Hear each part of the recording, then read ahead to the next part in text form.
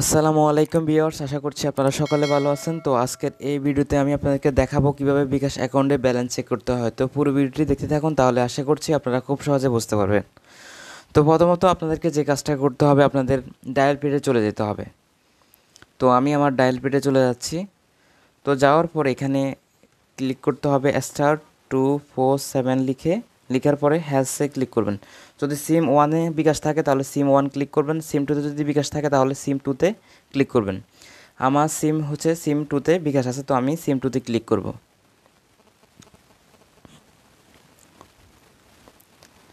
তো করার পরে দেখতে পাচ্ছেন এখানে অনেকগুলো অপশান আসছে। তো আমি আমার বিকাশের ব্যালেন্সটা চেক করব, এই জন্য হচ্ছে যে 9 মাই বিকাশ এখানে ক্লিক করব।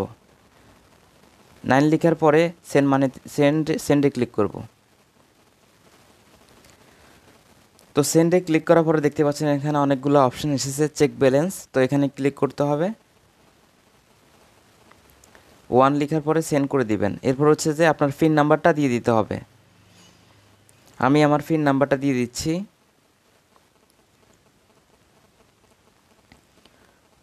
তো দেখতে পাচ্ছেন অলরেডি কিন্তু আমার বিকাশে ব্যালেন্স পরিমাণ আছে 30 টাকা।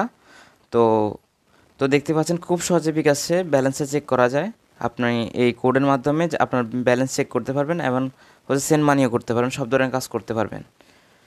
তো আশা করি বুঝতে পেরেছেন। ভিডিওটা কেমন লেগেছে অবশ্যই কমেন্ট করে জানাবেন, আর ভিডিওটি ভালো লেগে থাকলে একটা লাইক করবেন, সাবস্ক্রাইব করে পাশে থাকবেন। সবাইকে অসংখ্য ধন্যবাদ। সবাই ভালো থাকবেন, সুস্থ থাকবেন।